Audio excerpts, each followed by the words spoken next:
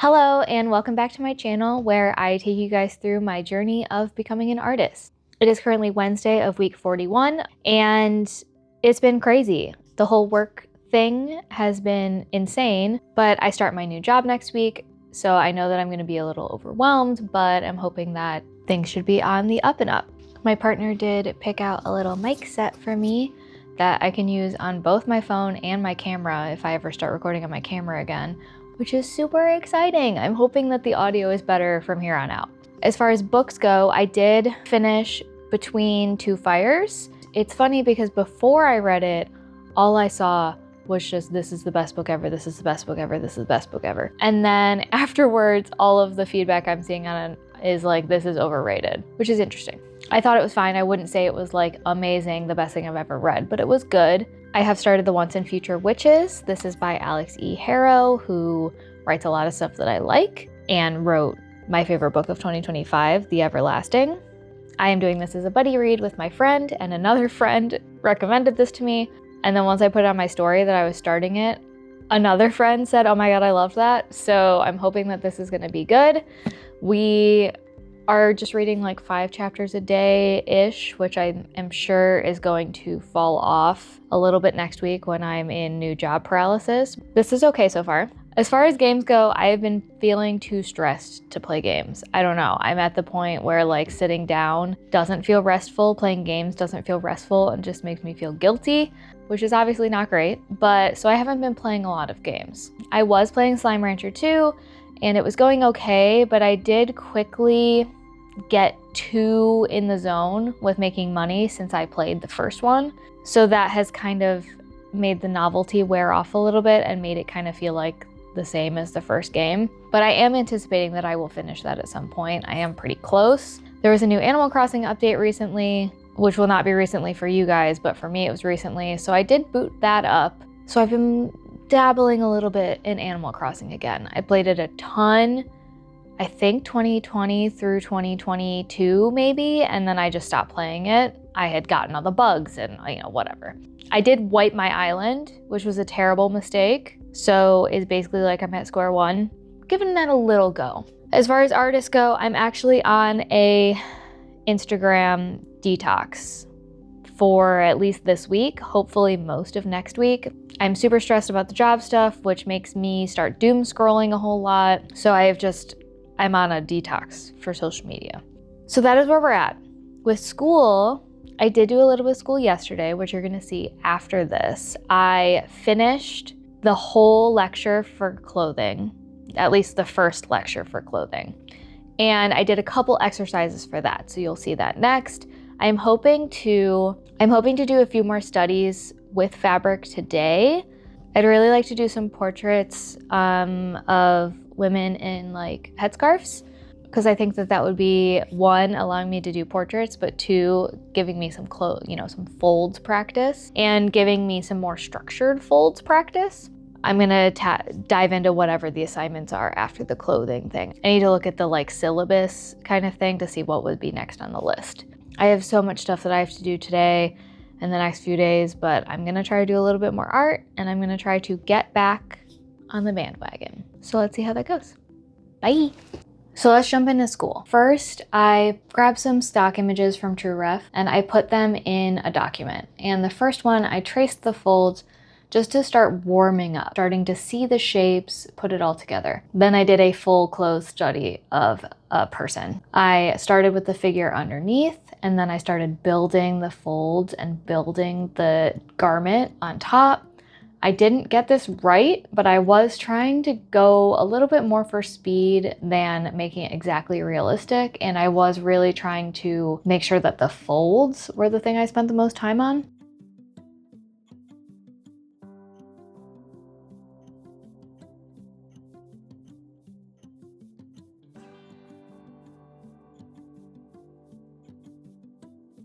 And then from here, I was tired, honestly. So then I just did another one where I traced the figure and then I traced the folds over top.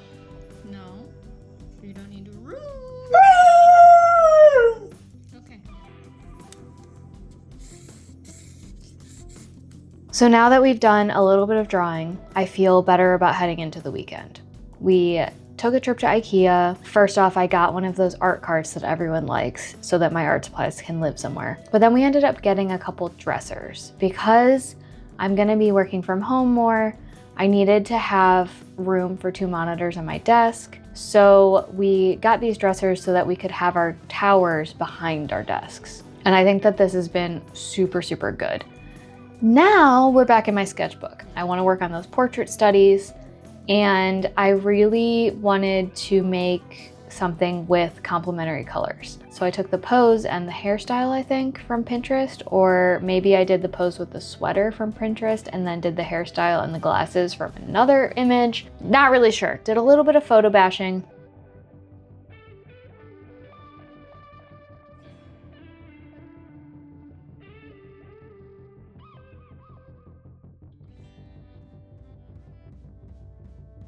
And then added some stars around it just because I can't help myself.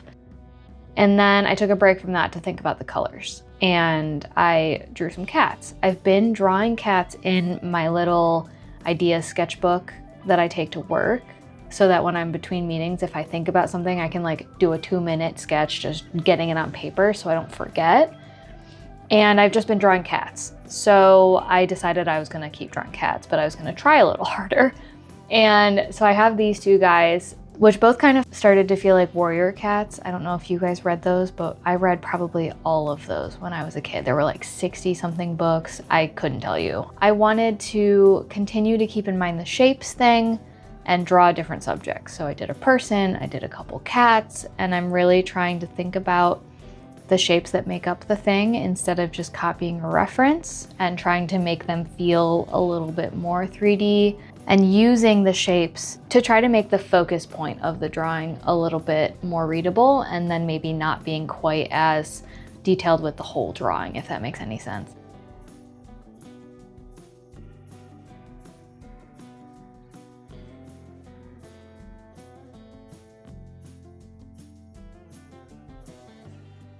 This guy, I think I did a better job keeping the shape more readable.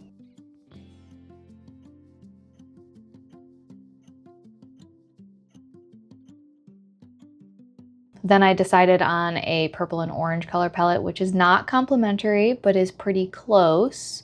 And I started coloring the first drawing. So I did a purple for the shadows for the whole thing to try to keep everything married together and working together as one color palette. And then I gave her some purple hair, a purple sweater.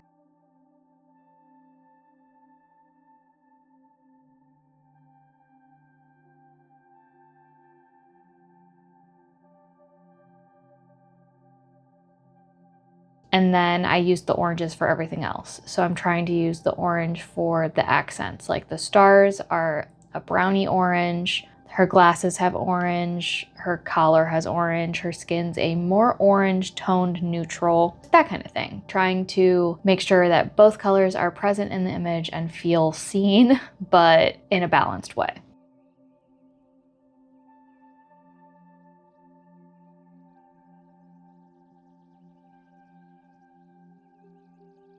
I am actually pretty happy with how this turned out. I'm trying to also start developing a style, and I don't think I'm there yet, but I feel like everything I draw is getting me one step closer, and it's exciting to start to see the more moody tones that I like making more of an appearance. I think that everything I've made up until this point has been just so saturated, and I'm really hoping to kind of steer away from that and end up with something that's a little bit more in line with what I actually like.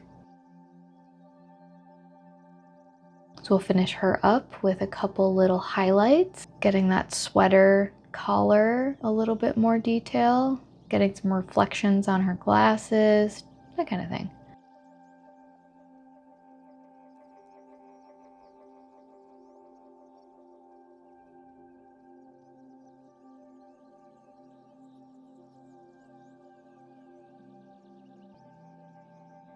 We took a little bit of a break, went to a Kid Cuisine themed menu at a restaurant near the city, and then I got back to it. So now I'm going with more of a true complementary palette with orange and blue, and I'm gonna color that angry little kitty at the top. I was nervous about it, but I started with the light blue to fill in the shadows, hoping that the orange would neutralize it, and then also that the blue would kind of end up in the finished piece, but maybe not. I'm trying to do like an 80-20, 80% orange, 20% blue, so that it's complementary, but it's like balanced complementary. And I've been trying to layer up colors more. I think that Caroline art is really good at building colors from really light to really dark, and I don't have the markers to make that happen in a way that I wish I did, but I am trying my best. I'm trying to be a little bit more cognizant about the layering and about how things end up looking so much better if you've taken the time to really layer and build stuff up instead of just going in with the color you want. I'm also taking some red colored pencil in here, adding some texture. You know, it's a cat, so I don't want it to look too airbrushed. I do want there to be some texture, maybe not fur strokes, but you know, just something to fluff them up a little bit.